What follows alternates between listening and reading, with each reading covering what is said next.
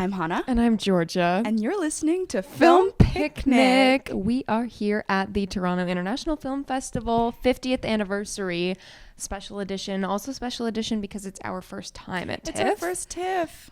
I want to say what an overwhelming time, but honestly, I feel very whelmed. I feel You feel whelmed. I'm glad. I feel excited. I feel energized. Yes. The place is just buzzing. Yeah. Everyone, the whole city. You can tell that everyone is excited. Everyone is like on their way to a screening. Everyone has just come out of a movie and is in a daze. Yes. Everyone is like, doing the Criterion Closet outside on the street. Yeah, everyone's going to their premieres and their screeners, and we're just doing a little quick intro here because we have some interviews lined up that we are going to play throughout the rest of this episode, but we thought we'd give an introduction and just kind of talk about how we got here and what it's been like. It's been a journey. I think we were talking about it the night that we got here, being like, this is not our full-time job. And it was a full-time task to prepare interviews, to make sure that we were ready to get our accommodation, to coordinate with press and publicists. And there's plenty of outlets that are doing this in the weeks leading up to it, like full-time. 9 to 5 clocked in on the job. Yes. Answering the emails, arranging things. Can I also say, I was thinking about this. I was like, roughly a year ago, perhaps it was September or October, but like roughly a year ago, we were just starting and making our own kind of picnic carpet at POV. And literally a year later, we're on the red carpet last night. We had our first red carpet last night. We had a brush-in with Ryan Reynolds, just quietly. We actually... So that's generous. That's generous. But, just for context, how it works with media, we kind of have access to all of the films through not industry screenings. Press and industry screenings. You have to line up to watch them. And then the night before, you apply to each red carpet for the next day. And then you don't hear back until a couple hours before the carpet, or maybe even 1 hour before the carpet that you got it.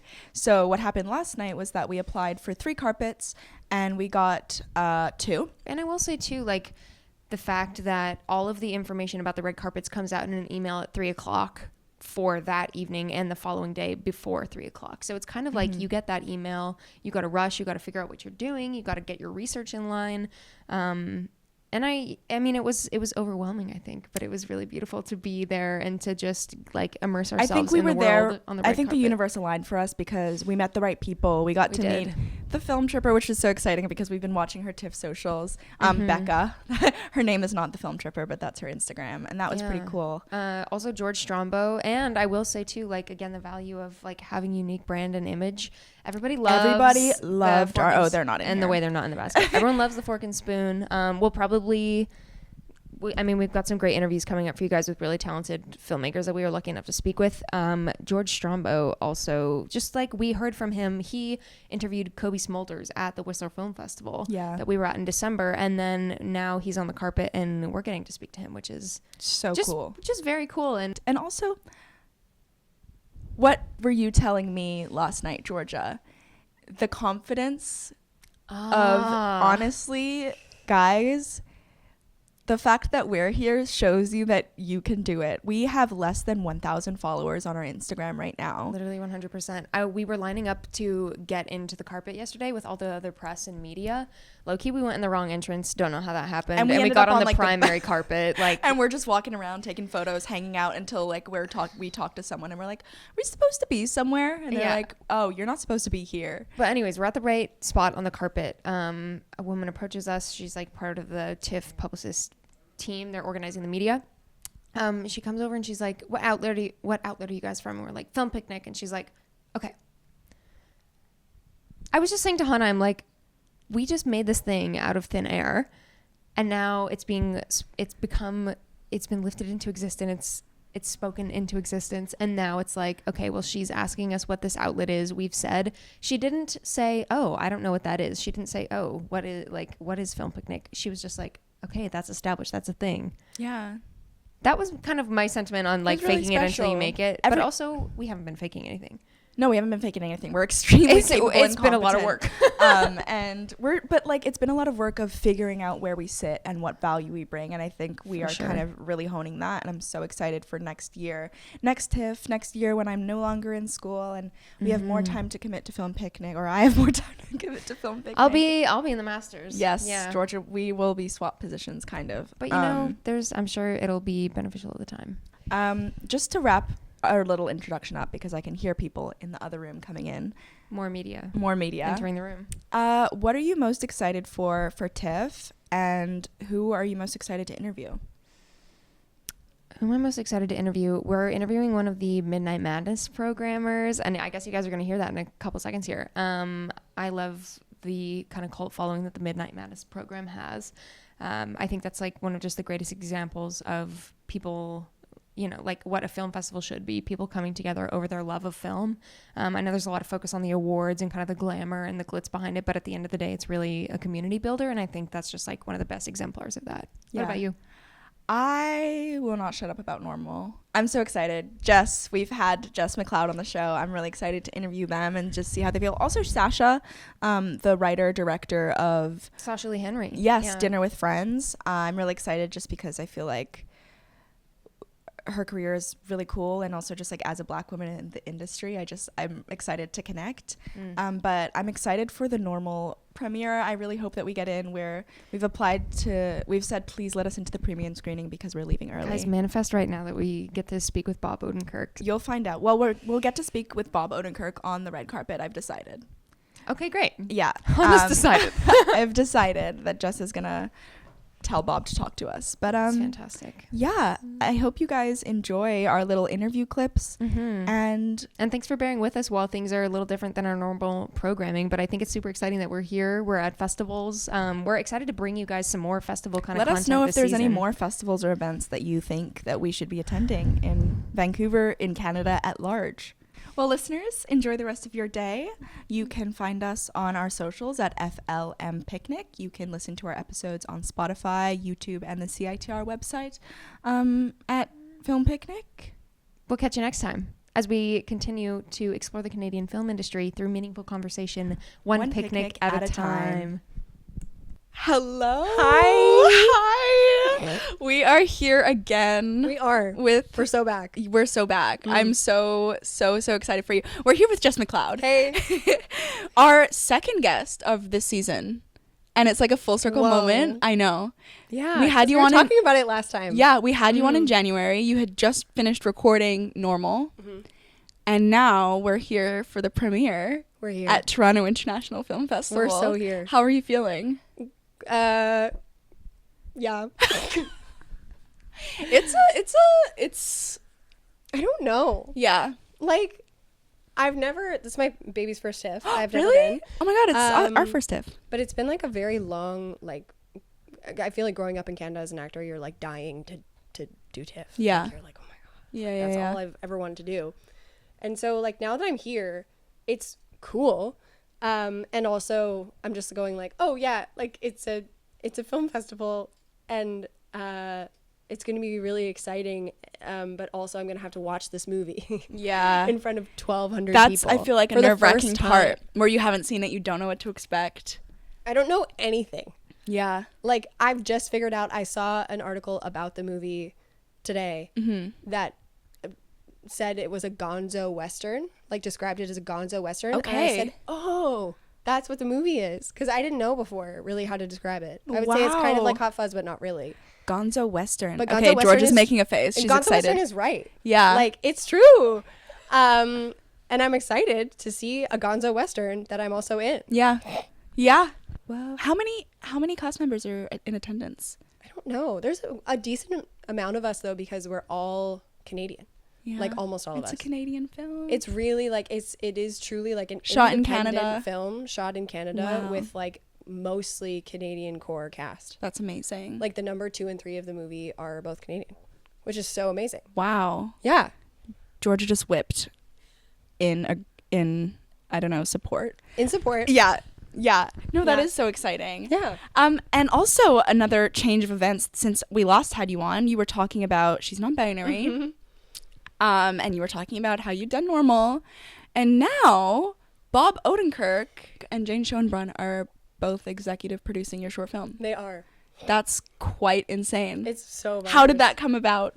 If If you can share. Yeah, I can. It's true. I mean, so we had already made it. Yeah. And with shorts, it's like, you know, the festival process is so like kind of it's hard to break in anyway. Yeah. You don't know people at the festivals, which I don't. So, Do you mean like the programmers or people? yeah, programmers or just like I don't have a lot of connections to like the big dream festivals that I would love to play at. And so Bob had helped me, like Bob had given me notes on the initial like script. And so he asked to see it when it was done, and I sent it to him, and he really liked it, which I was sort of surprised by. Not that I thought he would hate it, but I just wasn't expecting him to be like, he was like, oh, like, wow. I relate to this story 100. Honestly, that's a separate conversation. But no, he really liked it, and I was like, and then somebody had told me like, if you can get a name attached as an EP, like do that. And so I was like, hey, any chance I could just like use your name? And he was like, oh yeah, totally. Wow. If you think that would help. And then same with Jane, like they watched it and really, they really got like what I was trying to do, which was so affirming. Because you had acted for Jane as well in a recent film. In a recent film that I can't. In really a recent talk film about. that we cannot name. That I may or may not have acted in. That maybe you didn't even. There's and the Jane in the movie ethos, that whatever. I might have not been in. Maybe. But we met. Due to that film. Yeah. And they like so got what I was trying to do with it, and they were like really excited by it, and I was like, do you want an EP? And they were like, oh yeah. Wow. Which is so cool. Like, and I was thinking about it like from my perspective, if I ever get to the point where I am like have the clout that they do, when I would do the same thing. Yeah. Like if somebody asked me and I really liked the film and I liked the person and I believed in what they were trying to do, of course I would do that. Yeah. But for me asking, I was like, It's terrifying. they're gonna say no. Yeah. It's almost like the imposter they're gonna say no, and like, they're gonna make fun of me for even. No, but that's asking. amazing of you to ask. It was stressful, but I've learned to ask more. Yeah. In the last Honestly, year. ask for what you want, share what you're interested in, and Yeah. share what you want to do. You'd be so surprised about how many people want to help and support you on that journey. Yeah, and it has been surprising. Like it's never a totally negative reaction. It's either neutral or nothing. Yeah. Or yes. And like, okay, worst that you'll get is a no. Truly. Yeah. Yeah. I feel like you're already doing that. You're already lifting everyone up with you. God I bless. feel like Jess brings their team with them. Hey. I hope that's true. And if that ever stops being true, you can tell me. I'll tell that you. I'm I'll be being like, annoying. Jess, Be like, whoa. please, come on. You think that you're so fancy now, but let me remind you of your roots on this picnic blanket, okay? And who got you here? And I'll be like, It was not me. it was Hana and Georgia. So true. It was not us. Yeah. Are you gonna be after this premiere? Which I'm like, that's nice for you that you kind of get it out of the way in the first few days, nice to be in the because first weekend. it's like, okay, I'm anxious. I get to do it. I'm walking the carpet. You're doing your thing, and then are you gonna get to enjoy the rest of the festival? Are you watching movies? What do you? Yeah. Yeah. I mean, Are you doing any more press stuff? I have like a small thing on Tuesday. But other than that, everything that's been coming up has been like quite last minute. Yeah. Like they'll just be like, hey, can you do this or can you be here? Like this dinner I literally did not find out about. Oh yeah, until- tell us about this dinner if you can, Jess. I don't know actually. I mean, I'm sure I can. I'm going to the Variety Chanel dinner at TIFF, which I think is like celebrating female filmmakers. I think that's what it is. But I only got invited because I know Bob Odenkirk and he asked if I could come. And I'm like, it is. I was talking to my friend Eva, who we love all know. Eva, and I was just like, I'm not cool around celebrities. Wait, what do you mean? Like I get really starstruck. that surprises me. That's what she said too. And I was like, okay, I think what people sometimes when they first meet me will go like, I felt like you didn't like me, or I felt like you were intimidating. And I think that my energy when I'm meeting new people, especially people who I like really revere, Yeah. is I just kind of like get very quiet. Yeah. So then like it comes across as maybe like I'm being cool about it, or like I don't care, but I care You care much so much, you're screaming on the that it inside. shuts me down. Yeah. So I'm sure that's what I'll be Freeze experiencing mode. this evening. Oh yeah. My voice is already gone. Yeah. Did you rap? Wait, are you allowed to say Hmm? the show that you just did? Yeah. The Audacity? Yeah. Is that what you rapped last or the week before? Yeah, I wrapped that 2 weeks ago or so. Congratulations. Thank you. You feel like this is the biggest show that you've done for your career? For sure. Really? Yeah. Were you a lead role in The Audacity? Yeah, accidentally. Wait, what? I signed up for 3 episodes, like Yeah. 3-episode guest star, really simple. And then they like just kept writing me into every episode. Of course they did. I love that. Hearing stuff like that, whenever I see like recurring I'm like, possibility. And it's Possibility, Yeah. if and they I've like you had, enough. and I've been possible recurring Yeah. and then not recurred. Yeah. That's also happened to me. Yeah. But this was like, it just was like a good kismet of like, my character has like knowledge about something that they realized was like really important for somebody in the main cast to have knowledge of. Oh. Plus, I think that like my dynamic with, can I say my dynamic with one of the other leads, just really was like so fun. Yeah. Immediately. Yeah. I think in a way that they didn't Expect. Yeah. Yeah. That's so awesome. It is How do you awesome. feel after wrapping that? And like, what is that feeling when you're like, this is the biggest show that I've ever done in my career? And then you're here at TIFF for Normal with Bob Odenkirk, who's produced, like, huh? I think like what's been cool about both of these things is like, I guess like when big stuff happens to you, or like when like you reach like a, I don't know, like a career milestone or something where Yeah. you're like, oh, this is like a really big deal for me. I feel like in practice, whenever that's happened, it's like been happening and I've not really like internalized what is actually going on. Yeah. And then when it's over, I'll go, that Wait. was crazy.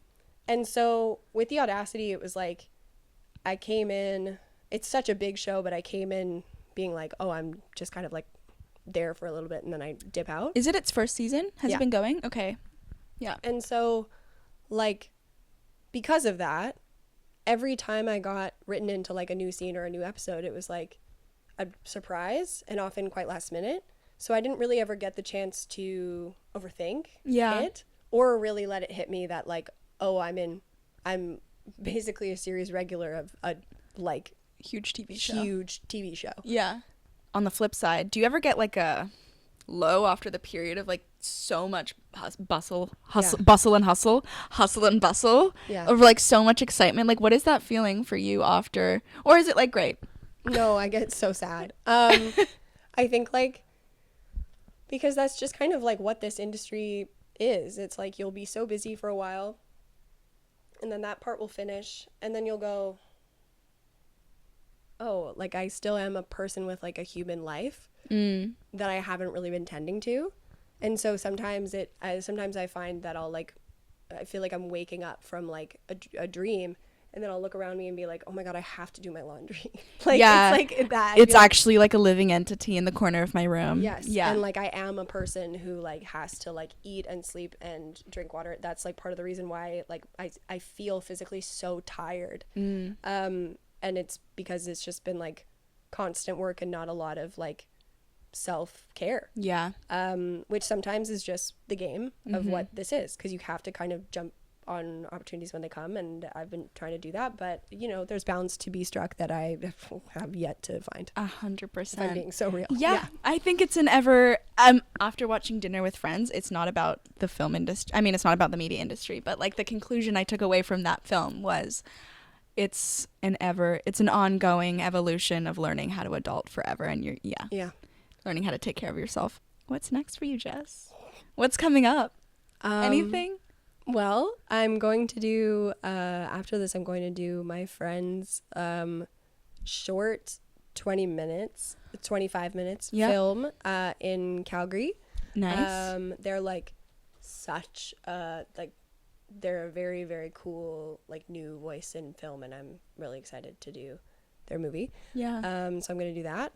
and then I'm gonna go by myself to the UK Oh, yes. for a long time, For like an indefinite length of for time? like a month. I love that. As you should.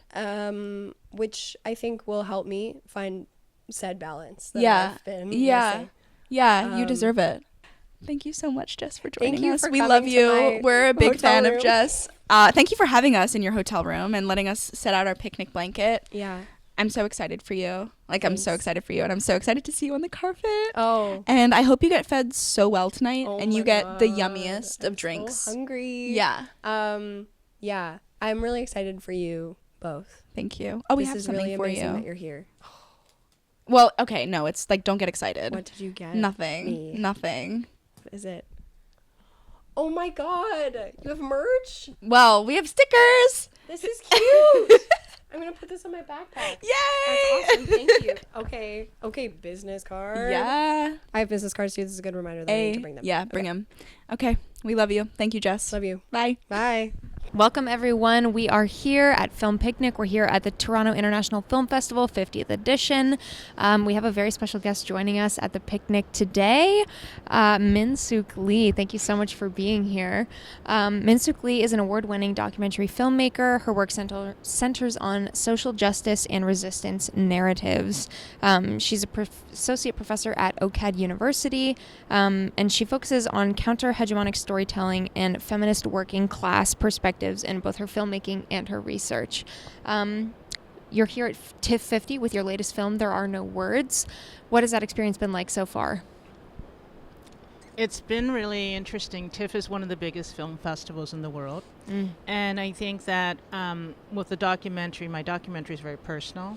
And it's an interwoven story of the personal and the political. A film like mine, and it's Canadian. So a film like mine within this large, glitzy, like phenomenon that is TIFF, I think as a filmmaker, or being in this large space, it's intense, but then it's also deeply important to remember why you made the film, the value of your film, and to recognize amidst all of the large celebrity sightings of Daniel Craig, Keanu Reeves. As we're just coming up from the carpet, some like it's chaos down there. really buzzy, and so it's pretty fascinating. I am happy that all of King Street is shut down, because I think the more arts and culture and celebration of that in our city or in our world, the better. But yeah, I think for someone who works in documentary and then to be part of it, it's tremendous honor, no doubt. Huge profile for your film, but then you just feel like a real sense of the scope of the universe of TIFF.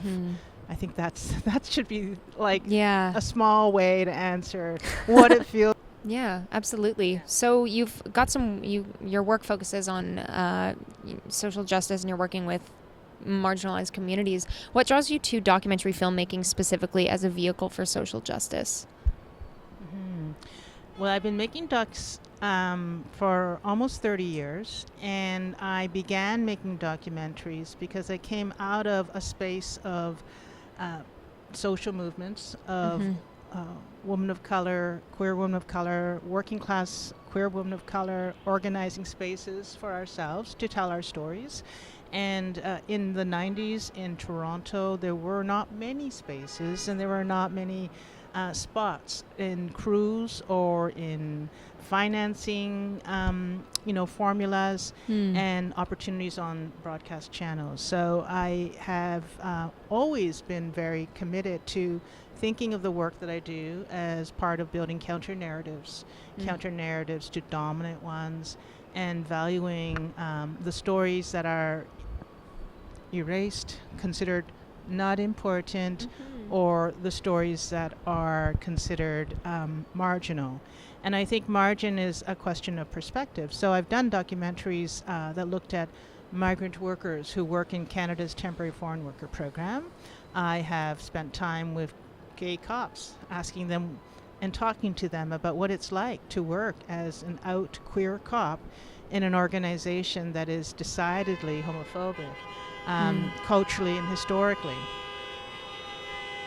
There's a celebrity. The sounds of circus. Toronto. Yeah, now that's TIFF. That's TIFF. And I don't know what the honking is for. I don't know if it's to support a protest in solidarity with Palestinians in their struggle for liberation. I don't know if it's honking for Daniel Craig, Keanu Reeves.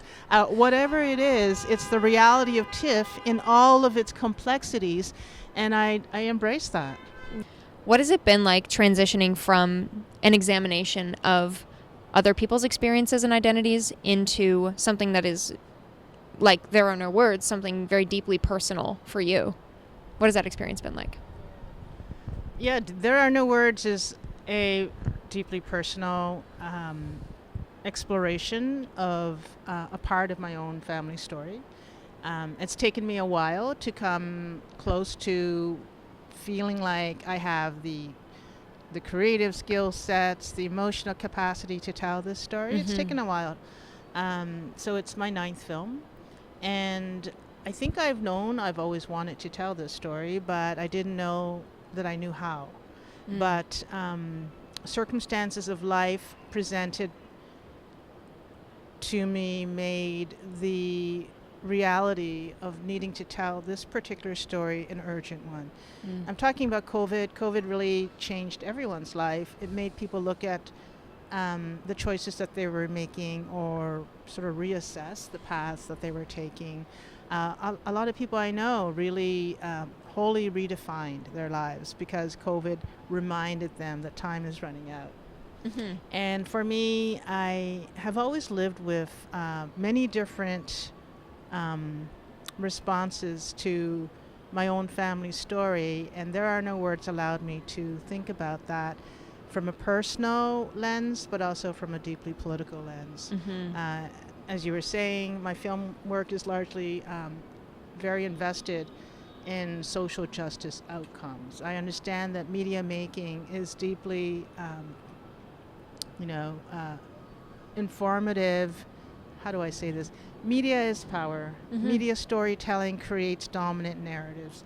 Media normalizes conditions and realities that we live in ways that make the world that we live in seem inevitable when nothing is inevitable. We live in a manufactured world of great disparity, of great inequities, as we know. So I wanted to think about my own family story through 2 lenses, the personal and the political, because the two are deeply entangled. My mother died by suicide when I was 12 years old. And I grew up in a family that had a lot of abuse in my home. So I grew up with a lot of questions about who she was, about what happened to her life, and I needed to understand what happened. I was 12, so I didn't really have a lot to remember that I could go on. Right. And I was quite young. And then when I started to ask myself the questions that I needed to ask, I realized the only person I can speak to is my father, who's still alive. And he's 90, but as I was saying earlier, COVID really sort of made this film an urgent film, because during COVID, my father, who's turning 90, I realized is not going to be around forever. And I have this one window of opportunity to ask him, what was she like? I knew that he's the one person alive in this world who has a memory of her as a young woman, a memory of her as someone who had all kinds of ambitions and dreams. And I had no stories, because once she died, suicide has so much stigma attached to it. There are so many people who are traumatized by suicide in their family circles, in their communities, in their loved ones, and it's terrifying to talk about.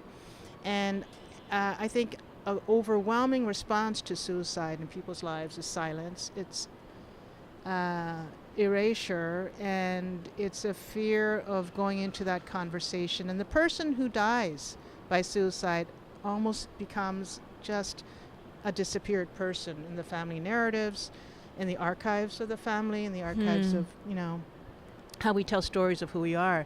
So I needed to address that, and yet I also needed to talk to my father, whom I haven't talked to in a substantive way ever, because one, he doesn't speak English very well, and I don't speak Korean very well. So there's just this linguistic barrier we have. I was I've going to always ask. had that.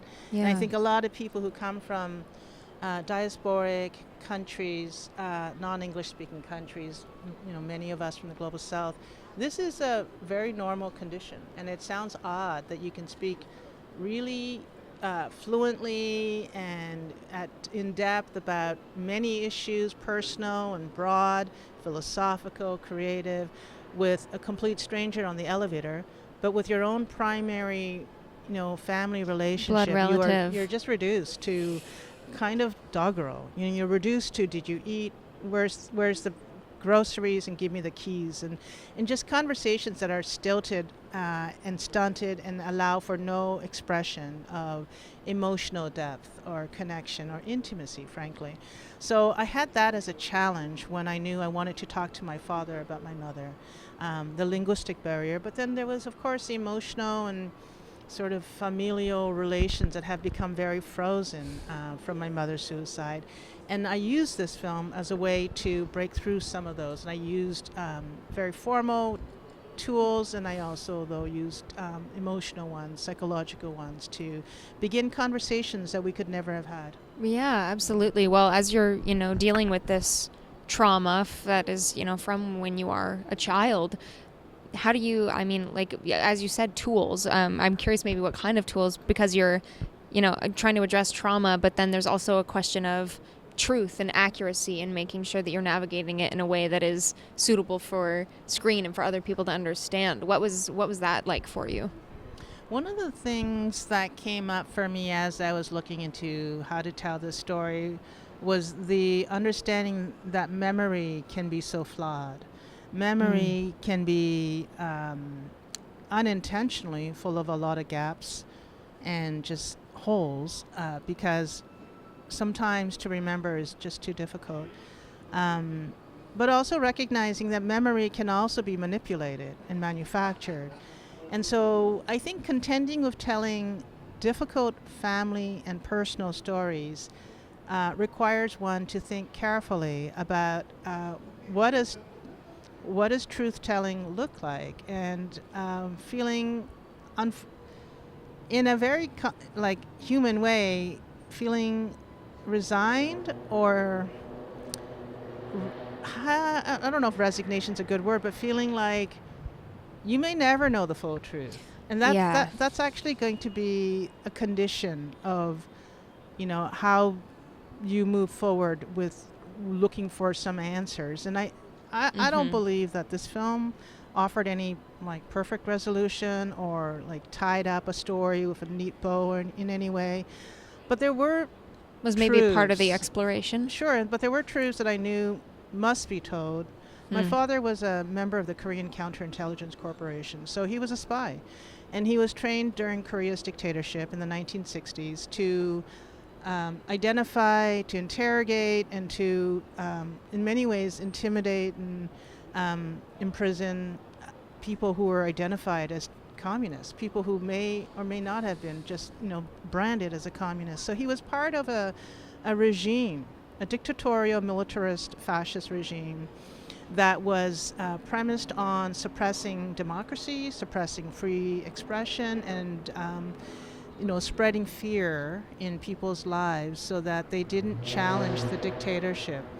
So my father's own training, his own discipline, was one of violence, and he was supported and promoted and celebrated for that violence. And I think that as a young person and as he aged into an older man, the violence that he exacted in the public sphere was not contained to the public sphere. It was carried into the private intimacies of our family, in the kitchens and the bedrooms of our home. And I understood that what my father perpetrated in our home was something that was not singular.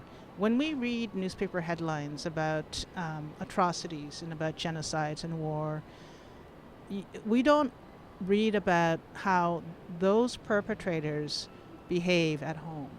But the violence doesn't end once the person has left the job There's site. there's not a separation in there. No, there isn't. And so part of what I wanted to do with this film is make a connection between the personal story and then the larger collective story, Korea's collective story of dictatorships, but also of the urgent movement for democracy, which ultimately prevailed in Korea because of people organizing and fighting the dictatorship, because students and trade unionists and farmers and bus drivers and people working in the market all got together and they resisted the dictatorship.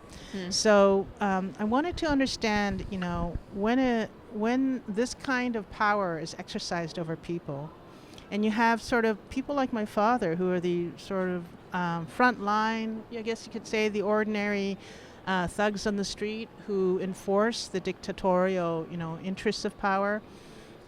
When you find ways to resist, what does that look like? Now, for my mother's story, you know, without a doubt, you know, the circumstances of my mother's death are terrible, and I'm someone who is now sort of calculating that loss, taking an inventory of her life.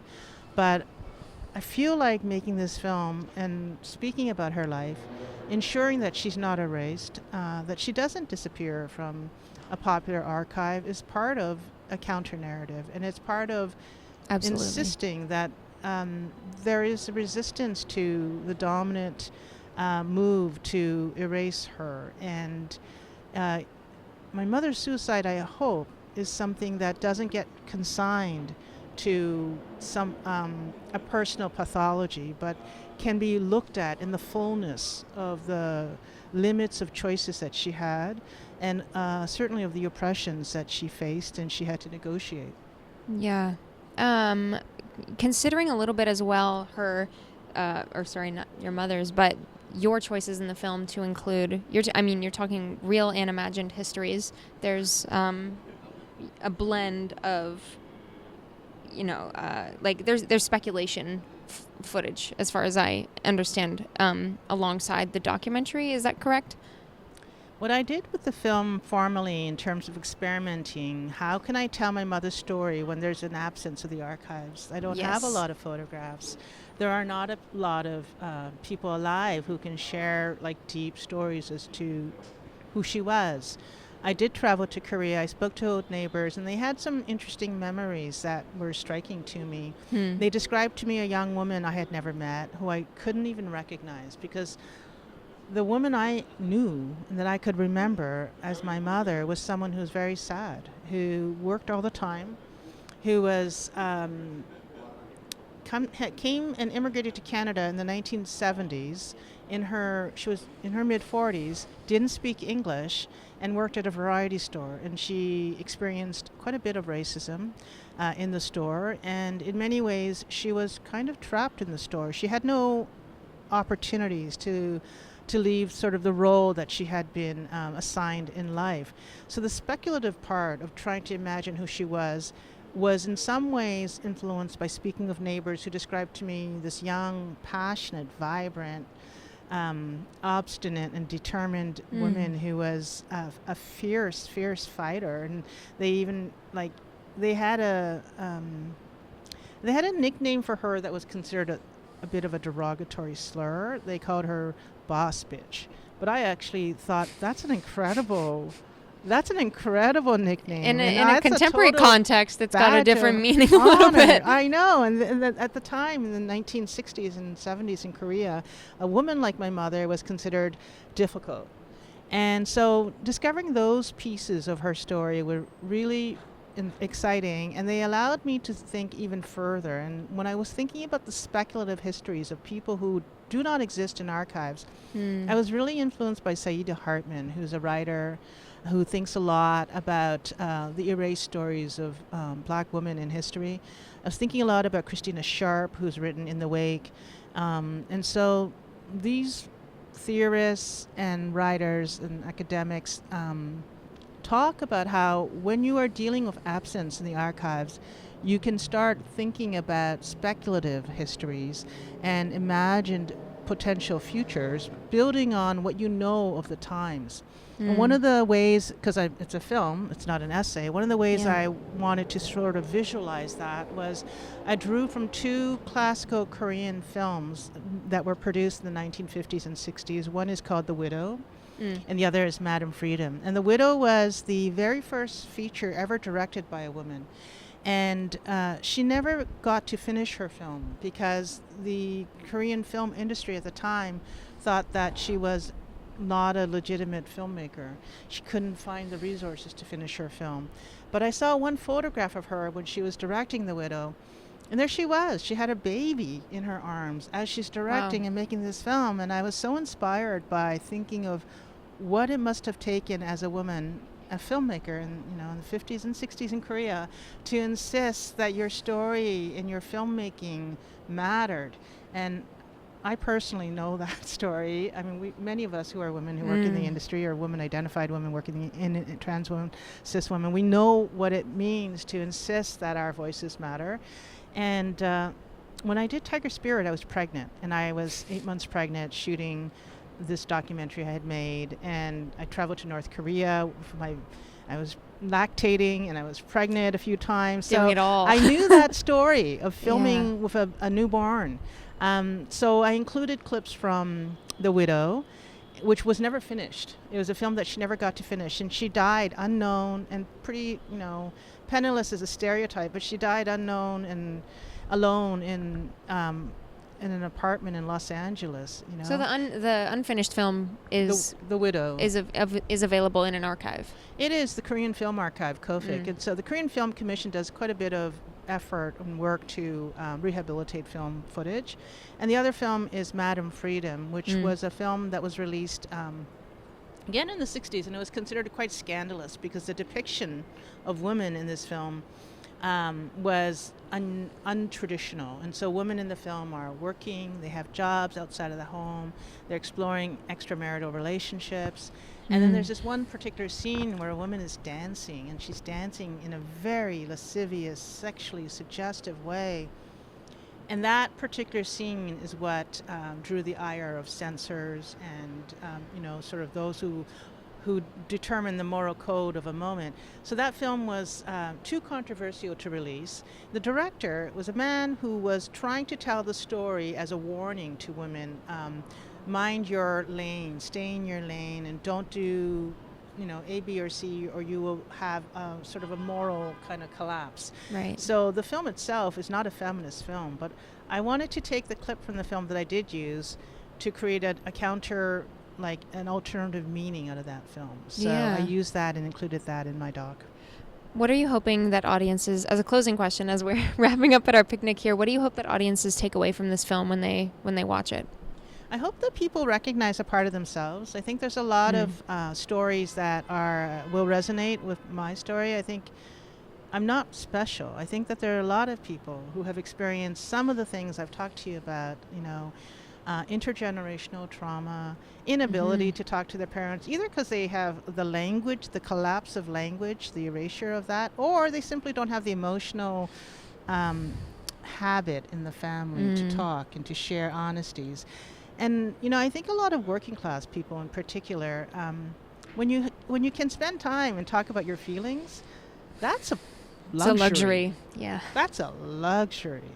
So I think a lot of people will understand what it means to have no words, to talk about deep pain and trauma in their families. But I also hope that people whose mothers have gone through, surviving and managing and finding ways to respond to domestic violence, people who grew up witnessing their mothers being abused, find ways in which they can understand that their experience, one, is not alone, and that two, that we can find a new conversation of addressing that. And suicide itself, with my mother's case in particular, it doesn't have to be the end of the conversation. It can actually be the beginning of a new conversation. And I'm hoping that there are opportunities of understanding also the connection between the larger social political currents of our times and our own personal stories, and recognizing the past is always present in our lives. Thank you so much for joining us. Thank you so much for allowing yourself to be vulnerable on screen, because I do think I was just thinking today as you're saying, I hope it connects with other people, like even other interviews that we've had today. This, same themes have come up of boundaries between communicating with family members and, kind of cultural milieu that are specific to each case. But thank you. Thank you for the work that you're doing. Thank you for sharing. Thank you for your time today and joining us and persisting past the honking of Toronto. Thank you so much, Min Sook Lee. And everybody make sure to go watch There Are No Words. Thanks. Thank you. Good morning, everyone. Or good morning or good afternoon, I suppose. I don't know. Hi, friends. You're listening to CiTR 101.9 FM, Vancouver. I'm Georgia, and I'm here with a very special guest at our picnic today. She's a queer Muslim Middle Eastern writer, director, producer, actress, entertainment professional. She's a graduate of the Groundsling. She's a graduate of the Groundsling School of Comedy. She's a recipient of the 2021 SNL Scholarship. She's got 3 recently directed TV movies under her belt, I think and it's 4 now, 4 and then 3 more miniseries. She's been working. She's been Go working. get it. Ow. And then also a little, was the 4th Past the Salt, a little CBC development moment? No, the 4th one is Christmas with the Sings for Hallmark. Yes. Love. Yes. Love. Okay, amazing. It's Panta. Can we confirm pronunciation of your last name? Malesh? Oh, close. Mosh? Mosleh. Mosleh. So Panta, Mosleh. Panta like Santa with a P, and then Mosleh like kind of like mostly awesome, but more so crazy. Panta Mosleh. I remember when we saw you at the VQFF panel, you were like, it's Santa with a P. Yeah. And then forever remembered that.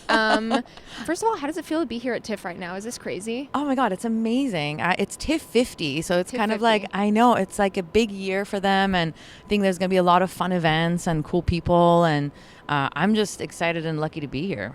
Can I just say, I love how down to earth you are. I feel like Oh my God. It's so lovely to chat with you. It's all an act. She Yeah. pays me to do this. No, I'm kidding. Let's talk about comedy. Okay. Because you started with Groundlings, and then how has that kind of comedy work informed the rest of what you're doing now? Because you started from that place, and now you've branched into a couple different areas. Yeah, I mean, I feel like comedy is life. Hashtag quote Panta 2025. Comedy, I feel like from my acting background, I learned a lot of things on how to do auditions and structure, on so much work. But I think with when I went to Groundlings, some of the things I had to unlearn and relearn, whereas I feel like it made me a lot more free. In the sense of like with improv, you're just there, you're sitting listening. You're not just like talking at someone waiting your turn to say something. You're listening. Responding. Yeah, and you're yes-anding. So you're like, you give me a gift, I listen and I add to it. I don't negate what you say, I add to it. Kind of like the cinnamon buns with the icing on top moment that we had earlier. I was like, she's improv. She knows. Yeah. She has like a mic check things that she does with cinnamon, and it was the thing. Y'all missed Guys, it. the It was camera really was fun. off, but it was really cute. Okay. But yeah, I feel like it really helps with my day-to-day work, not just as a director, but as an actor as well. Like say if I'm doing an audition and then either the reader or I flub the line, I go with it. You go with it, and you use it, and it becomes something natural, fresh, and fun. And with my directing, I feel like directing is not just like, oh hey, action, this is the scene. It's a lot of like managing personalities on top of managing a lot of problems that come, and that's normal. It's not a bad thing. Embrace them and go with it, and figuring out how, improvising solutions is I would definitely say, thanks to Groundlings, like my brain has You're been more equipped for open. it. Yeah. I'm like, I'm okay. You don't panic. You're like, okay, oh, let me try this. Let me do that. You kind of like. Can I ask, do you keep, when those kind of improvisational moments happen, when, for example, when you're directing, are you trying to advocate to keep those in? Does it make you? Absolutely. Yeah. I even I do like a take that's exactly scripted, and then I do a take that I call play take. I can't claim that title because it's been used before, but I always try to do a play take for the actors. I'm like, hey, let's do this, let's try this, or do one that you think would be fun. I also let the actors improvise with the permission of the network. So don't do anything without permission of studio or network. Boxes. Yeah. And then of course I put the ones that I think are great and the ones that are improvised moments in my director's cut. And no ego suit off. If they take it out, they take it out. At the end of the day, it's their film. Yes, it has my name on it, but in TV land, it's very different from feature. Like, Right. I don't think the directors get as much say as everybody thinks we do. But it's still, it's nice to be like, hey, this is what I think, and I have my director's reel for presenting to whoever I want to present. But I absolutely use it. Yeah. What advice would you give to someone who's trying to break into TV or maybe comedy? Because I know you've, well, let's say comedy in general. Just comedy? Yeah. Just do it. Like Nike said. How? I'm not wearing my Nike shoes. I was going to show Nike, but then I'm not wearing Nike today. Product oh my placement. God. Oh yeah, and they don't sponsor us, but we love you, Nike. You can sponsor if you Girl, want. maybe. Our email's on our website. Honestly, just do it. Go improvise. Go to an open mic night. Go make your own show and try to sell it like I did. Yay. It's on Apple TV and Amazon. It's called Culture Shock, the comedy show. Go watch it. Can you talk about what that was like too? Yeah, absolutely. It was actually about I was making a doc feature, Pride and Prayer, which is going to play at VQFF world premiere. Go watch it. Hey. And VQFF, look at how naturally it just came. I know. This is where like Oh my God, I all love of your that. projects. And plugged. so one of the sections in the documentary was doing a showcase of my coming out, to my parents, to my mom specifically. And I was like, you know what? And doing it through comedy, because comedy makes the pill easier to swallow, I think anyway. And so I was like, if I'm going to do a showcase, I might as well make a completely different show out of it. I have a budget for it. Okay. So I might as well make a show out of it. I got a lineup of other like bigger comedians and added it in the mix, and got the permission from the funders and the network to be like, hey, can I, and the distributor for the comedy show, the comedy show that I was selling to. I was like, can I have this in my doc? And hey, doc, is it okay if I have this as a separate project? Got the thumbs up from everyone, and double project with the same budget. What has the experience been in kind of like using your personal experiences and having them, some of them maybe play out on screen? Like, are there things that you're like, I need to keep this for myself, or are you just an artist that's very like, I'm going to put it all out there and I'm going to tell my stories as they were? To be honest, it's very scary sometimes. Like, I'm not gonna lie. I'm not gonna be like, yeah, it's like so strong to be vulnerable on camera. Yes. But like, honestly, it was scary because I'm like, I didn't want, even like theme of like being queer and Muslim. Is that a thing? Is it okay? And, long answer short, probably not in the religion, but in your life, I chose to be who I am. It doesn't matter. But I think, being vulnerable on camera and publicly, it's kind of comes with the job a little bit as an actor, as a filmmaker, and I think it's that vulnerability that drives the audience to come to watch it. I 100% agree. I was gonna say, I think you know what I mean. It's not as, it might not be as pretty or perfect as you want it to be, but it's real, true, and raw. Kind of like how Viola Davis cries and like everything comes out, and you're like, it might not be the most prettiest thing you're seeing, but it's pretty in its own way because it's so vulnerable. It's beautiful. It's brave. And I'm not comparing myself to Viola Davis. Viola Davis, you're up here. I'm like here. I love you. I mean, writer, director, producer, actor, all of the things. What do you look for when you're signing onto a project that's not something that you've created? The story has to be good. The story has to be good. I love mixed culture stuff. Like, I love, like, the last movie I did, it was a Hallmark, and it was about like a Christian South Indian family marrying into like an American Irish Christian family, and it was just kind of like two cultures coming together, and I love that kind of story. And a story, relationship, a little touch of comedy would be amazing, even if it's horror, even if it's thriller. Like, just a little bit of levity would be really nice. What am I looking for? Oh my God, it's really tough to say. Right now, the industry is really slow, so anything that comes, you're gonna be like, oh my God, this is great. I love it. You become a little bit more open. Hashtag real story.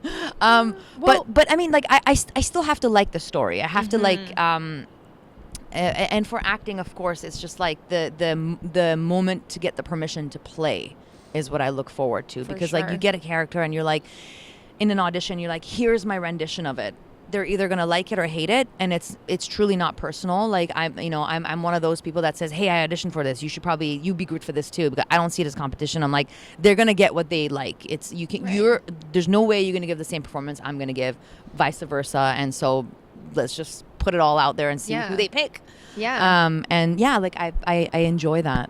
Well, a question too, because you're so, I feel like every time we encounter someone that we're meeting in our little film picnic network, there's some way they've crossed paths with you. I love how well connected you are. Oh I love God. how, Yay. well, just for example, like peace and love to Alex Caulfield. We had them on the pod. Hey, fellow alum of Women in the Director's Chair. Yes. You've been you've been through some really incredible programs related to Sundance, Women in the Director's Chair. You're now GEMS, Emerging TV Producers. Yes.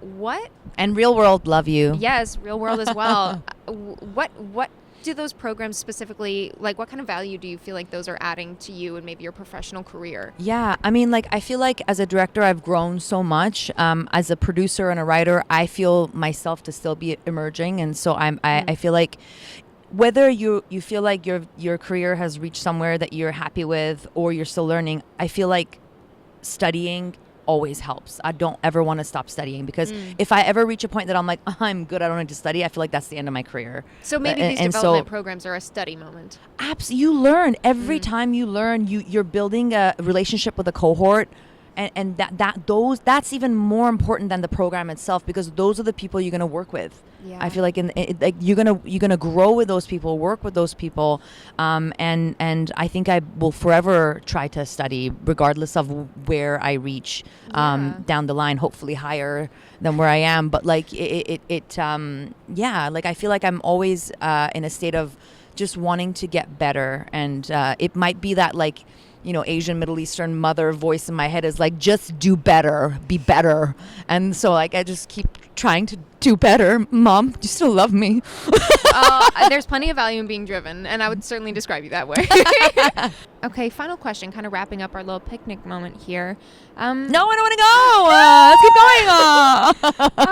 going. I know you kind of said this in speaking to comedy specifically, but you know, just we are also speaking to plenty of emerging filmmakers, young people that are kind of just starting out. What was maybe, it's a two-parter here. Yeah. What's your advice for up-and-coming filmmakers? Mm-hmm. Second part, maybe what was an experience you had when you were up-and-coming that really changed your professional life? I would say, again, do it. If you want to be a director, just go do it. We have all this technology. We have a phone. We have cameras are affordable. You have your friends get together and make a film. You're a director. If you want to be an actor, get together and make a film. You be an actor, because no one is going to hand anything to you in real life. And especially, it's going to sound really cliche for me to say this, especially for BIPOC female presenting or feeling folks, because it's just it's a world run by cisgender old white men. And so you have to create opportunity. The world is changing. Hollywood is changing, even though there have been some setbacks with, like, you know, some DEI was really cool for like a couple of years there, and then it kind of just dipped back down. So keep creating opportunities, keep pushing. Delusionally believe that you're going to get there, because we live on hopes and dreams, and unless you have if you have a plan B, then probably this is honestly not for you, because you got to keep going. But plan A. When I first started looking for agents, I came to Canada from Japan 2013 or 2014. Trying to find an agent was extremely difficult. In my face, they would say there aren't many roles for you out there. So I was denied agent after agent after agent, meeting so many people. It was tough to get an agent, but I feel like now people are more open than ever to, like, trying to create opportunities for folks like us, for women, for people of color, for women presenting folks, for queer folks. Take this moment. Don't sit on it. Go out there, make content, go do things. YouTube is having another wave for creators, and they're being pretty sticky about use of AI, so they're looking for real content. They want people. Yeah, and it's straight direct to consumer content. And I have folks like my friend who works for Yap TV, and he's making his own stuff and making profit from it. And shout out to Yap TV, love you guys. Thank you so much for being yourself, and thank you for persisting, because I think the stories that you're telling are incredibly important, and they're obviously resonating with people, and I'm so excited to be seeing your stuff at VQFF. Oh, thank you. And she's single, guys. Let's go. VQFF, let's go. Oh, thank you, Panta. Any parting words? Long walks on the beach, I like. So let's see you at VQFF. and we'll stop it there. Panta, thank you. Thank you. Welcome back, everyone. This is Film Picnic at TIFF 50. I have a very special guest with us at the picnic today. Toronto-based film curator, producer, and writer, has championed genre cinema and underground cinema since 2005. He currently leads TIFF's popular Midnight Madness section and is also founder of Low Sky Productions. Internationally recognized for his passionate introductions to cult film audiences. Thank you so much for joining us, Peter Kuplowsky. How are you feeling? I'm feeling great. I'm glad to be at the picnic. Yeah, I'm glad your fedora's at the picnic. Yeah, Yes. There's much lore. There's much lore to be explored.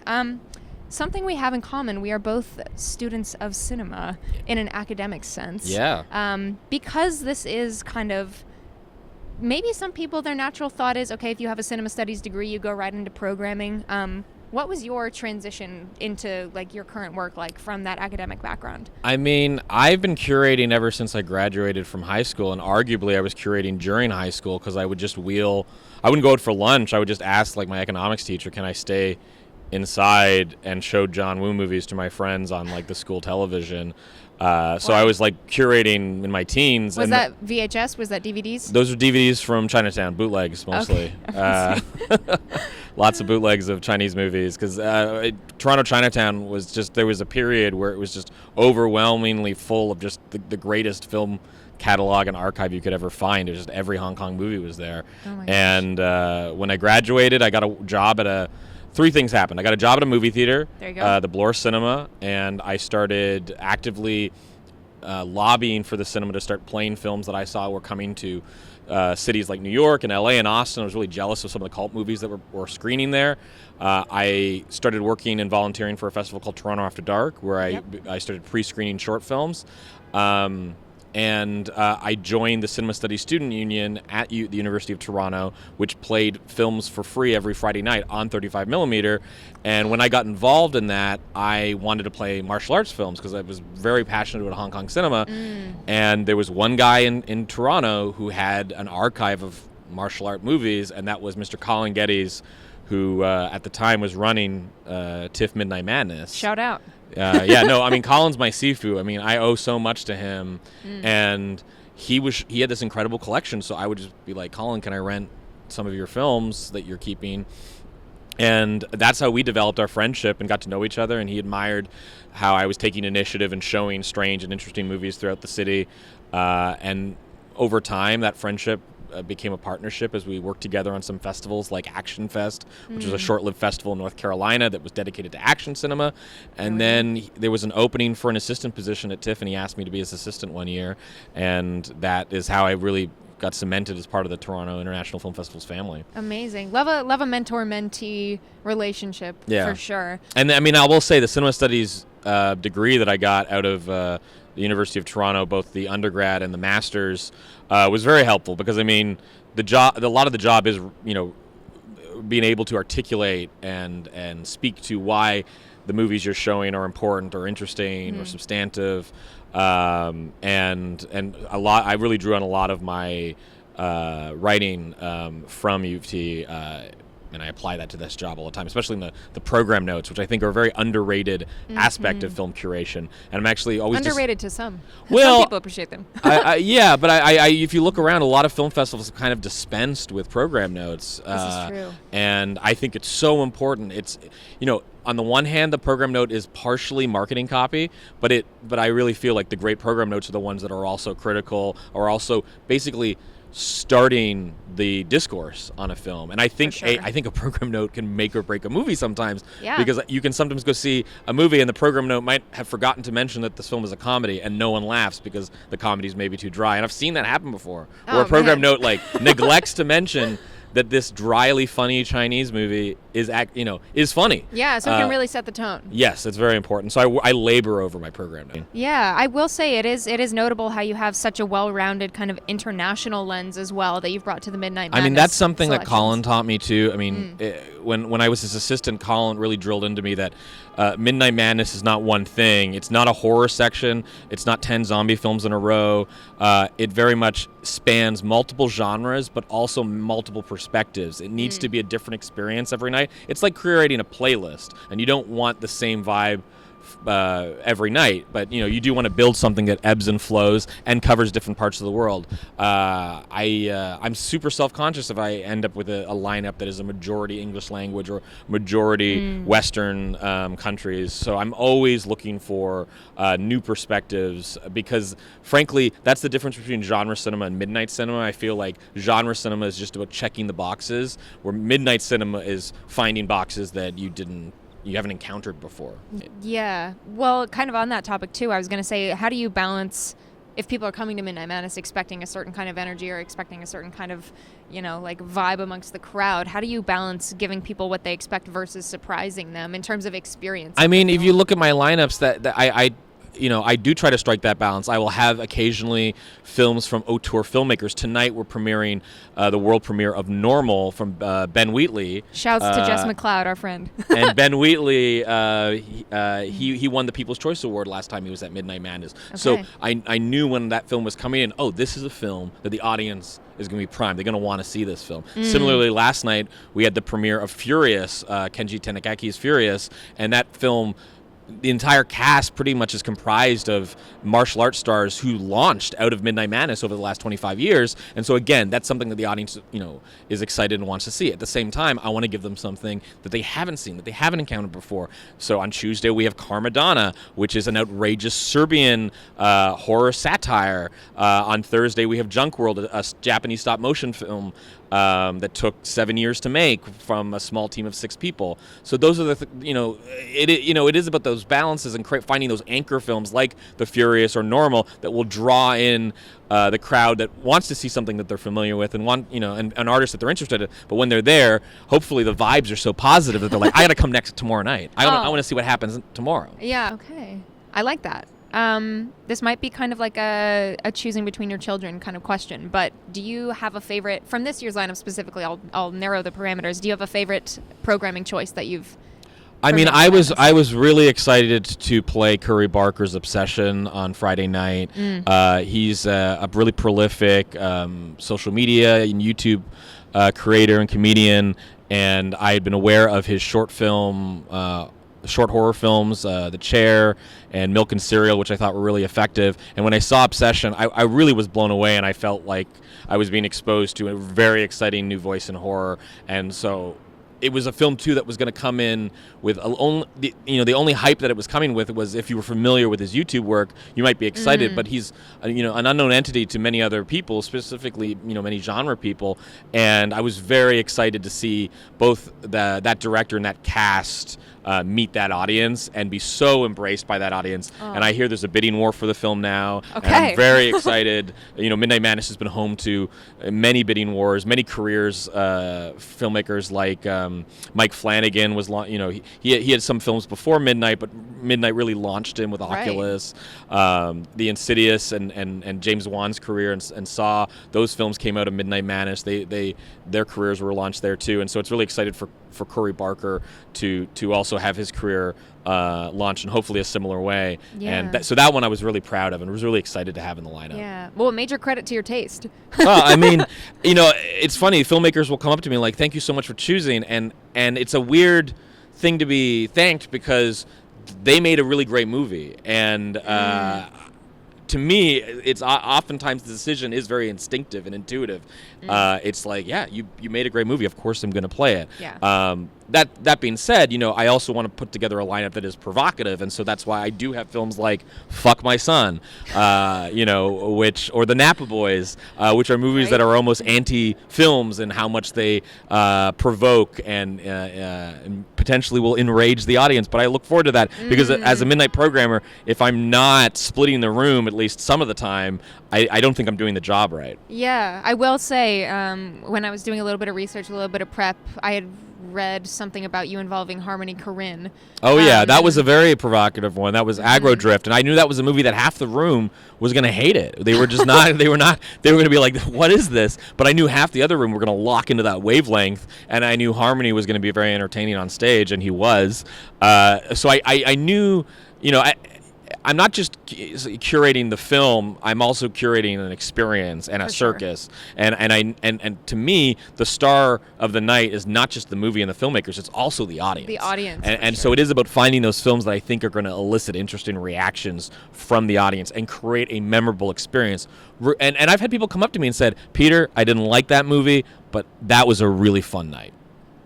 And what more can you ask for? Yeah, really, no, as a I programmer. mean, yeah, that's as long as you had fun and again, I thank the audience. I think the audience is what makes it so much fun, and that's why I think, look, I hope people like all the movies because I love all the movies, but I think it's okay if because we're all different people, we all have different tastes and sensibilities, and Midnight is about forging and finding new boundaries and new frontiers, and therefore, there's going to be films there that aren't going to appeal to everyone. If they did, then I think I'd be doing something wrong. Well, yeah, but as you're talking about, such a key part of it is the audience. Has there ever been an audience reaction that really surprised you or took you off guard?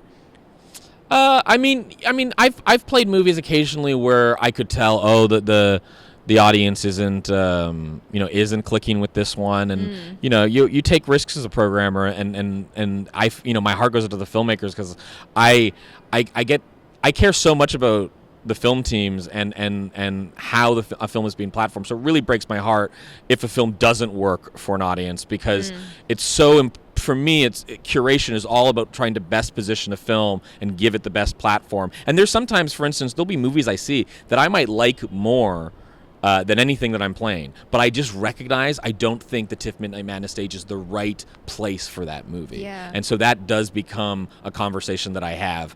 I'm not infallible. Like I sometimes make selections that I hope is going to work and maybe it doesn't connect. This year I feel very proud of what I've put together, and the first 3 nights have gone exceedingly well in terms of audience reaction.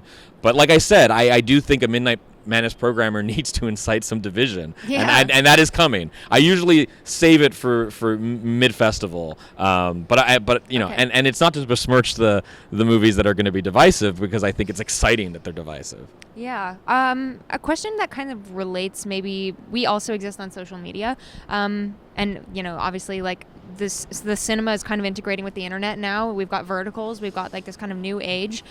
How do you think social media has maybe played into the cult film audience, or do you think that's changing how these audiences are finding and interacting with film? I mean, look at some of the recent success stories like Skinamarink, a film that was actually leaked onto social media and shown in like 35 parts on TikTok.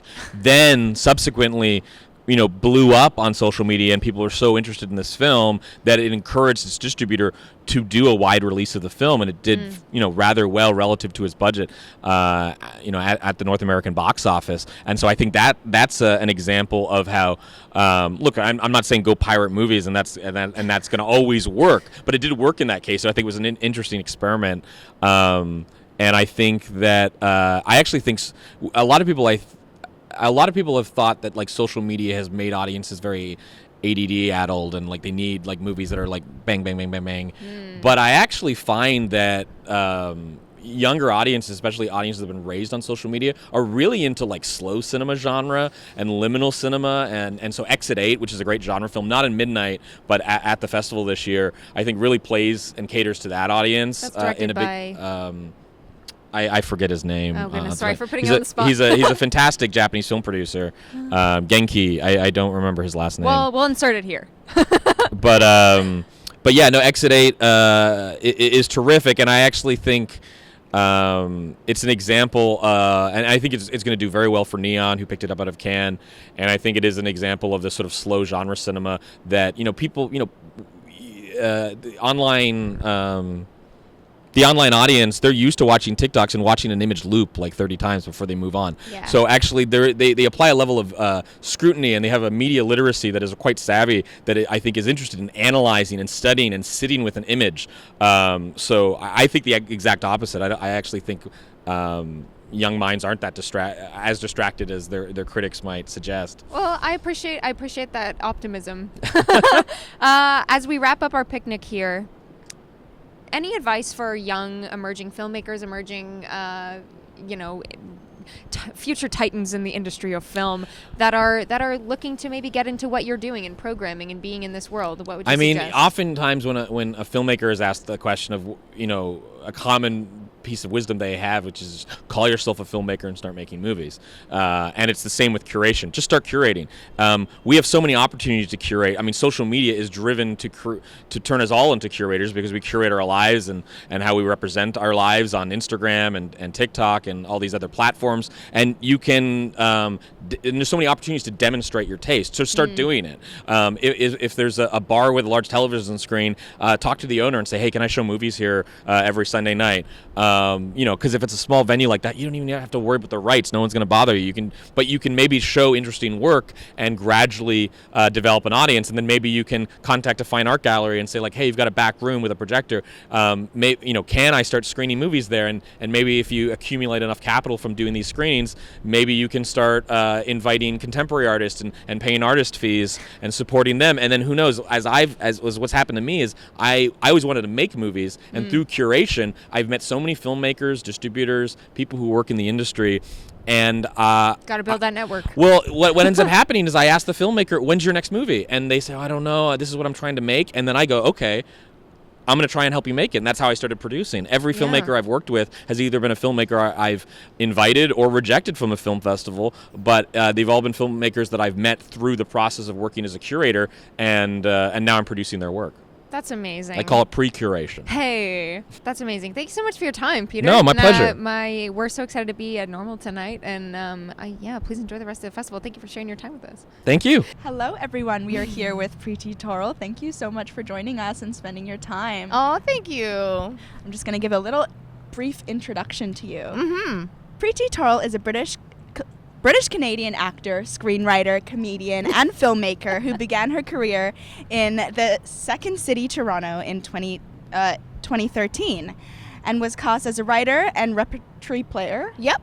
Repertory player in the inaugural Bob Curry Fellowship in 2015. Yep. Her on-screen credits include Bria Matt Gets a Life, Woo!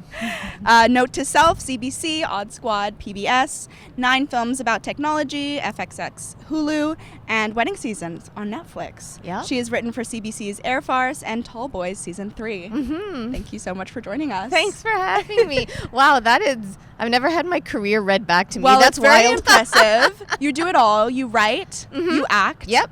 You direct. I direct and I also edit. And you edit. Did you Yeah. edit Demons? I didn't Okay. because that's too much sand for my truck. Okay. That's when you're too involved. Yes. It's really good to just trust your keys and collaborate Yes. with your artist. Yes. Yeah. Well, I mentioned Demons. We're actually here to talk about Preeti's short film Demons, which is screening here at TIFF. Yep. You wrote and starred in it. Yes. Amazing. Yes. It's basically I've been writing Demons for the past 6 years. That was going to be my next question. How long was the journey? Yeah, 6 years. It's a TV show because as an actor and a writer, I was sick of working in writers' rooms or getting breakdowns for roles that were BIPOC 35 or Indian 35, but there was no other characteristic to the characters. Yeah. Who am I as a person? Yeah, like, is this character weird? Are they anxious? Are they fun? Are they lame? Like, I never got to play those characters. I was always just a brown character. Yeah. And I resented film and television in Canada for the longest time. And all the TV I love comes from America and the UK and Korea and all over the world and India. And all these characters have something that I envy, which is the freedom to be flawed and human. And I don't think really in any of the shows that I love, like Barry, Hacks, or Beef, Yes. like awesome shows. I don't think anyone's truly bad. I think they're just trying to get their needs met, and they're flawed. And there's a lot of humanity in being flawed, and I just wanted to play a shitty character. But like one that you can still love and understand at the same time. Yeah, 1000%. So I started writing Demons 6 years ago, and 4 years ago I partnered with Archipelago Productions, my amazing producers based here in Toronto, and they loved the show, they loved the concept, and they were the first company in Canada to not reject me. Wow. I've been rejected across the board over the last 6 years. And With this story. because everyone doesn't want to see, everyone wanted it to be about race and not about it to be about an estranged mother and daughter, which it is. That fascinates me because I Yeah. feel like mother-daughter relationships, there is so many layers. And Yeah. there's so much to talk about. Like, that story never ends. It never ends, and when it is spoken about on television or film, it's binary and it's extreme. Yeah. It's either best friends or enemies. There's no gray zone. And a lot of us, you know, with broken moms and broken daughters and broken families and broken homes, we live in the gray. Yeah. Like, a lot of our life is in gray. A lot of our stability and safety is not actually stable, and that's what I never see on screen. Like, you know, I'm not understood by a character because they're South Asian. I'm understood if they've seen some shit. Yeah. That's how I relate to it. This version of the film is, Yeah. it's a short. It's Yeah. 8.5 minutes. Yeah. What was that like, putting this story that you've been working on for 6 years? Yeah. That for the purpose of a TV series or a TV show. Yeah. What was the most challenging part of putting that into a short? The most challenging part was probably us just believing in ourselves that we could do it and Yeah. we could pull it off. Because a lot of the times when you make a proof of concept for any project that you have, you run the risk of killing your project. Yeah. And so we shot the last scene of our pilot as a short film. And we submitted it to the Toronto International Film Festival, the same festival that actually mentored our TV show in 2023 in the TIFF Series Accelerator.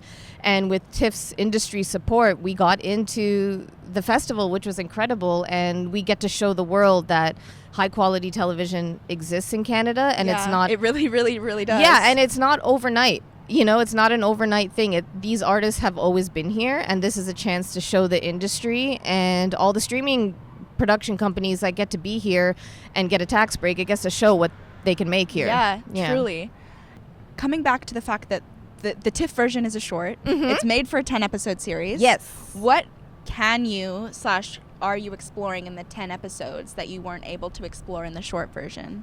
Oh, wow. What we're exploring in the 10 episodes is the background to my character, Madhuri, who's also known as Mads, as well as we're exploring her background growing up in Toronto in the 90s before gentrification, and then exploring Toronto through gentrification through her eyes as a broke millennial, so that we get to see Toronto be Toronto on screen and not be a backdrop for Chicago or New York, but to be this city that is so incredible but also very flawed. Yeah. We get to see that on screen and see a person actually trying to survive and navigate a system, which actually doesn't work in our city. Yeah. Yeah. There was also a lot of, I think, coinciding challenges that mother and daughter were both facing. And I Yep. think they were both pointing fingers at each other. Yep. How do kind of cultural conflicts play into that dynamic? Here's the thing. I think by being specific, you get to be universal.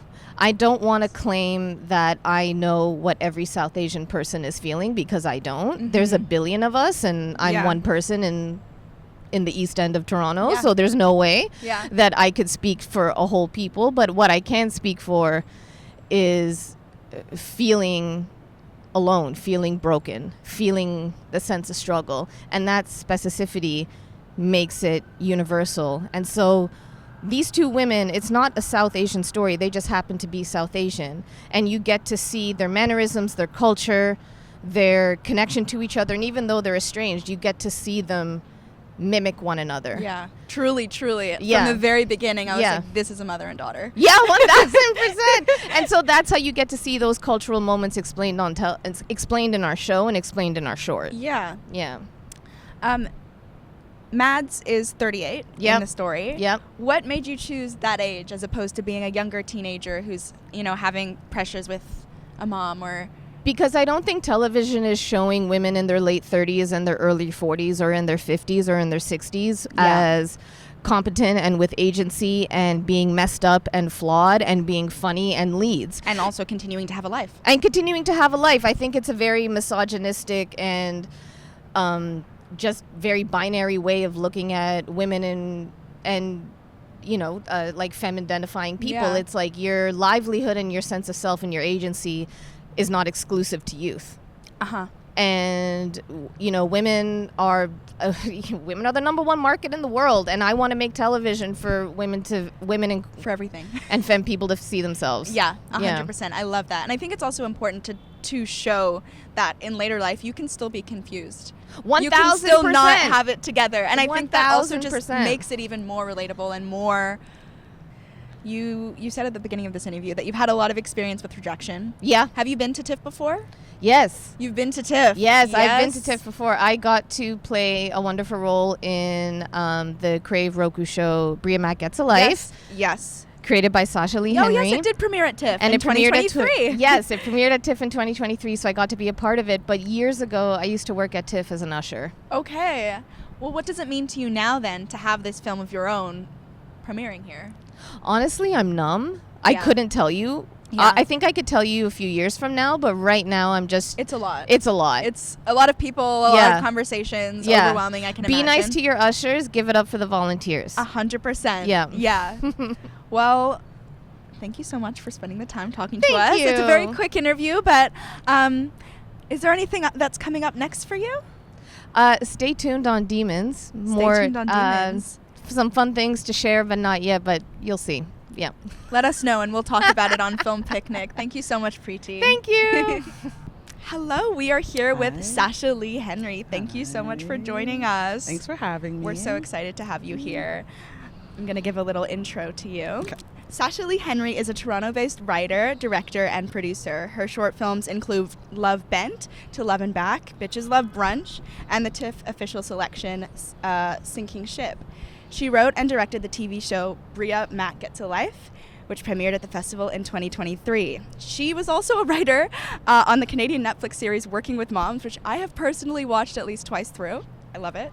This year, Sasha is here at TIFF with her feature directorial debut, Yes. Dinner with Friends. Yes, yes, yes. Thank you so much for spending your time with Oh us. my gosh, no problem. We had the privilege of watching your film yesterday, and I felt so many things. I truly adored it. Dinner with Friends, for those of you who haven't had the privilege of seeing it, follows a group of 8 friends in their adult life over a series of years as they explore the joys and hardships of being an adult. It seemed the story had so much detail and so much nuance. I'm curious when this story came to you, how long that process has been, and why now was the time to make it. Well, I wrote it with my writing partner in life and just on this film, Tanya Thompson, and it came to us pretty quickly. I think we together have a really good dynamic of, we brainstorm a lot, we ideate a lot, we love to riff a lot, and I think it was in the pandemic, and I love very talky movies, especially when they're done right. I love them. I could just sit and watch it and really just like be in the details with them and the little nuances, and I wanted to make a film like that, and it felt like something kind of scalable where it's like, well, we all have houses and dinner tables, and This is just true. leaning into the variety of even if it was more humble and not necessarily maybe as nice as Joy's house in the movie or something like that, right? But that, and that's kind of why we layer in some of the story about their homes throughout there too, right? Like even if it was just, me at my parents' house kind of thing, or my little apartment kind of thing, that in and of itself had so much texture and character. Their that homes we were wouldn't- their own character in right? themselves. We don't have to almost. try and, we didn't need huge locations and things like that. We could kind of be pretty flexible with the story. And so, And you also didn't really need to explain much about the location because, or I feel like the location really told a lot about the character. Yes. There are 8 characters. Yeah. That is a lot to write Yeah. in so many different voices. Yeah. I know you said you wrote with your writing partner. Was it Yeah. just the 2 of you writing for these 8 characters? Yeah, it was just the 2 of Wow. us. And I must say, I give a lot of credit to Tanya. I think our dynamic works really strongly because, one, we both have great taste. Yeah. But also, I think Tanya really is such a real whiz at structure and really knowing how to every time I watch it, I'm like, oh yeah, that does close up. And it's like, I'm there, but I'm such a I'll get stuck on the page being like, is she a hi or a hello type of person? Yeah. Well, that's But important too. It is very important. And so we often say we're great because, she's the architect and I'm the designer, right? Yeah. Like she can get the foundation down, does the scaffolding and we get it there and and it has a good base and it is a beautiful house. And then I go in and I'm like, okay, and then this will be blue and this will be here. We'll get this couch there and having those details. So I think it's a really strong demonstration of how the best parts of our writing, our individual writing strengths, and then how we come together are really what allowed that to happen. 100%. Yeah. Having And we a good also wanted team. to make good for the performers. We knew that our hope was that it would be a real calling card out to the caliber performance that we hoped would come out for this project, and we wanted to make sure we did them all justice, and we really wanted it to feel like an ensemble. And there's if you had to identify a lead, like maybe because we start with Joy and Malachi, but we really do. They're just like the bigger scope of all for holding all everything. Yeah. I mean, last question on the topic of dialogue. It was just so natural. I really, really was like, whoa, this is just such a conversation. Part of me was like, is some of this improv? Was any of it improv, or was it all I would say pre-written? 90% of it was scripted. Like Wow. 9 of it was written, and I mean, it's kudos to their performance, a quality across the board and their ability to really deliver it as natural. But they all, and I totally gave them freedom to, and they did it in such great ways, just found these little sprinkles to deliver and to add in, when Malachi's kind of giving his final address towards the end, and he, I think he says at some point, he's like, does anyone have a testimony in the bill? So, those little ad libs that just personalize it a bit more. And it's funny he even says that because it does feel like he's holding pulpit of like, we've gone through this is what I'm saying now. Or, one of my, I will say some of the best ad libs do come from Josh Layton, Alexander Williams. There's a key one that happens, which the funny story is he auditioned, had that switch in there. I won't tell y'all what it is. You should watch it to find out. Watch it. Right? Had that ad lib in there. I thought that was hilarious. I was like, this is amazing. I love the energy to bring whatever. We did it at the table read. He did it again. I was like, okay, it's funny. Like, this is great. And then we get to doing it on the day, and he says it that way only. Everyone it's funny because everyone laughed, and Grant and our first AD, who are white men, were like, and I was like, that's exactly what should be happening. Yeah. Thank you very much. We appreciate your allyship. Yeah. But he says it again. I was like, okay, this is hilarious. Obviously, got everyone, but can you do one as scripted? And he's like, what do you mean? I said, just do one without. And he's like, wait, that's not in the script? And I was like, no, you ad-libbed this. So I think, and to be fair, I had never corrected him because it does work, and it it stays in for a reason. But so yeah, I would say there's about 10 to 15% or how they just they might add one word at the end of a line or something that just makes it feel a little bit more grounded. But majority of it was scripted. Wow. Yeah. I saw on your story that you you had your niece in the film. Yes. I'm assuming the scene that you're talking about is the one in the bedroom. Yes.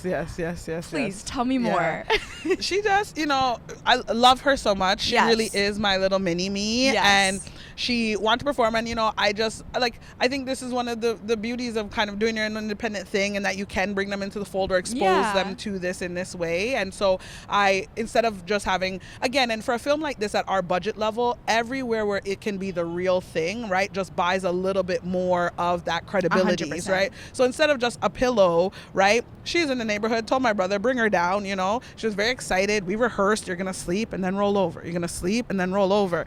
And she forgot or maybe me as the acting coach, forgot the number one rule, which is even when the camera's not on you, you gotta stay in there. Yeah. And so it was a bed that she was in full of stuffies, and the way that the shot is you have Tristan and Joy perpendicular to each other, and you have this straight line to seeing through to the bed. Yeah. And they start performing in the take. It's one of the most emotional scenes of the film. Andrew, God bless him, he is crying, he has brought himself to that place, and deep in the background you see this green thing flailing around, and you're like, what is that? And it's my niece just playing with a stuffed toy. It's a stuffed avocado, and she's tossing it and catching it and tossing it and you're like, Did you notice that during the take or only in post? During the take. Okay. It was during the take, and I was just about to cut, and then Grant, because the camera does float, right, there was some opportunity for us to still get some stuff from it, but it was no. And then I went in there and be like, hey, remember we said that you could get fired? So Okay, so you gotta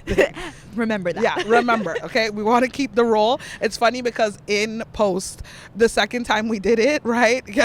Tatiana, the actor, when she goes to like whisper to her in the movie, and she's like, okay, so we go to bed. She's like, remember to stay quiet so that your aunt doesn't have to come on here again.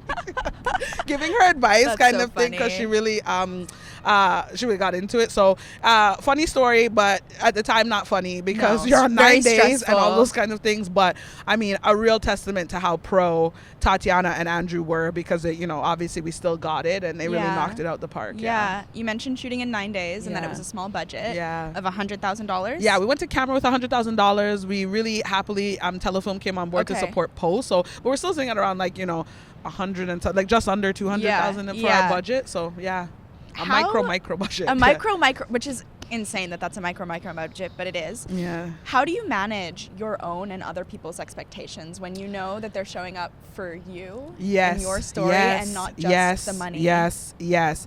I will say a big part of that to relieve the pressure of myself is to be very upfront and honest about what the conditions are and what you're actually signing up for. I'm not going to pretend that we can't even, like, once we had applied for some funding and once we didn't get it, the funding would have helped bring our budget to maybe $350,000, right? But even once we didn't get it, the script had to come down, right? Because trying to shoot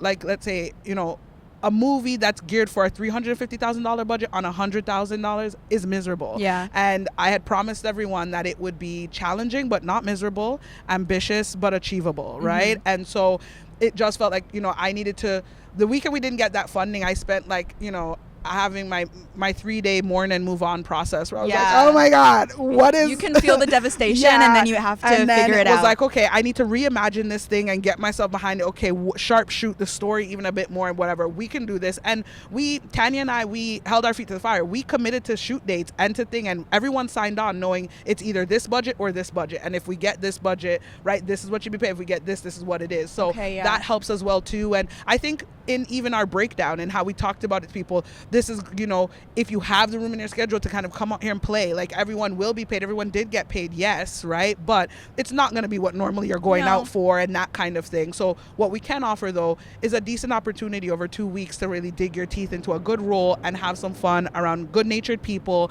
and not have it be all about algorithms and audience draw yet, right? Like, just let it be work. Yeah. And so, yeah. It's also just such a privilege to get to play on Yeah, set and to have the yeah. space to do that. And it was like, well, if everyone's broken the industry, I mean, it feels like now might be the time. Yeah, So, yeah. Your stories your character-driven stories follow Black characters Yes. predominantly. And I feel like watching Dinner with Friends, seeing trailers from your other work, I can tell that that's also reflected behind camera. Yeah. Why do you think it's important in shaping the final project? I mean, I just think diversity across the board makes things richer, right? Like, I really am. I think I fully believe I'm not always going to have the best idea, but that's what I hired you for. You know what I mean? Yeah. To help take my thing and alley-oop trust it you. and get it even better. And so I think oftentimes if it's same people with the same perspectives, you just don't get like as many options, Yeah. truthfully, right? And I also think that, performers that have not just performers, but like, creatives that have been kind of in the margins or don't get kind of opportunities nearly as much are just chomping at the bit, right? Yeah. I think so many of them, and I want to be super clear, it wasn't necessarily like, a whole host of emerging people that were thinking, like, these are all experienced intermediate people for the most part that really know what they're doing and know, like, from performances across the head of departments, but just might not have had that chance to sink their teeth into something like this in that way. And I really feel like you metaphysically just feel that effort, that intention come across in everything, and we start to see, like, the film really is a good demonstration of all parts of a thing working in accordance. And I think that comes from just giving people the chance who really want the job, and naturally that calls for a lot of diversity and a lot of,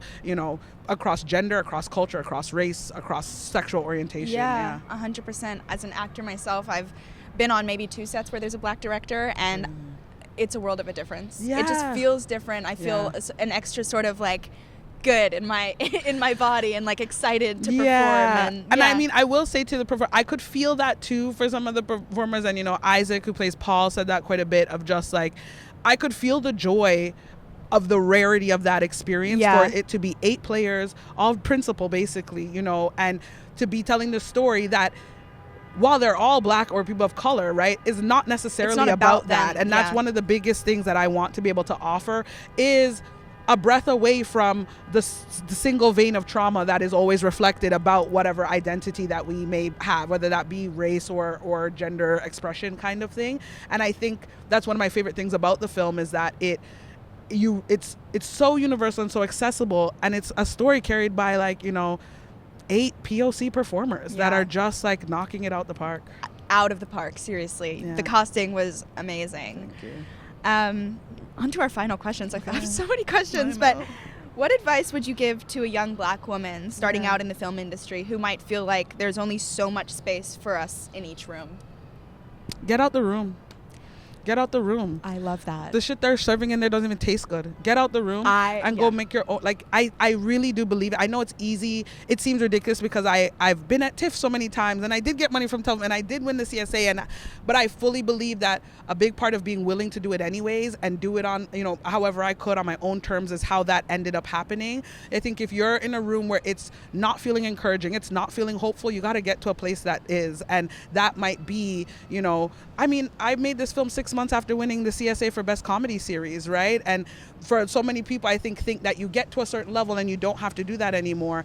And we forget about stories like Francis Ford Coppola selling a winery to make his vision still, right? There's a part of the struggle that, yes, comes from, you know, being shut out in our identity, but the nature of this business also is just very locked in and very insular. And so I think when you see the Mark Duplass's of the world still financing their own things and things like that, I think we should, in a weird way, be encouraged by the fact that, like, yes, there are some reasons we're being shut out that are unfair when it comes to our race and stuff, but the other part of it, right, is that this is operating as a business and you're trying to make art, and sometimes that might not align, and so there's always going to be a reality, at least I've entertained, where I might have to just step outside of that and do my own thing, because and let them run it as a business, because I can't spend forever banging my head on that. But as an artist, I need to be able to create, to figure out what else I got to say so that I might have something to offer to this market. And so I think if you're feeling, you know, that there isn't space in the room, get out of it. Go get some fresh air. Get some fresh air, and all of a sudden you're going to see everybody wants some fresh air. That is, do it yourself. Do it yourself. Don't wait. Exactly. Thank you so much for no talking problem. with This was us. great. These are great questions. Oh my gosh, I'm so glad. Yes. Everybody should come to Film Picnic. Yes. More picnics. Last question for you is, what's coming up next for you, or what do you hope to see more of on screen? Well, what's coming up next for me, honestly, I think is having dinner with friends, meet the world, and, like, you know, rolling it out, and then will there be a theatrical release? If it's up to me, they're absolutely. Honestly, if I have to put it in the theaters myself, I mean, I think the spirit of the film and the indie spirit of it will continue. It's not necessarily a film that we are, you know, on pins and needles hoping Netflix will buy. It's like, because again, if there's no space in the room, I'm getting out of the room, right? And I just feel like, of course, that would be great. I would love for that to happen, but we know what the film can do and the audience it can meet and how it can resonate. And if I gotta go theater to theater myself, you know, me and Tanya will do that. And what's next is more stories like this. The next project I have at the Finance Forum is about 2 young Black girls who are dirt bikers and military brats, and they get into some trouble with a drug dealer and they lean on their cheerleaders as well and need to kind of lean on their own athletic prowess to save each other. I'm so excited to watch that one. That sounds amazing. Yeah, I think I'm like, you know, I'm very genre agnostic, sincerely. Like, you know, I just want to make the story as it needs to be told. Well, I feel like from what I've seen, it's very character based. Yes, which I really love and I really admire. Very character based. But yeah, thank you so much for spending time with us. Thank you. This was great. Hopefully see you at another picnic. Yes.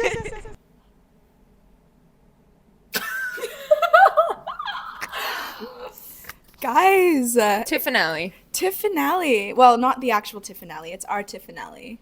We've only been here for 3 days, but it's been both a marathon and a sprint, as I keep repeating.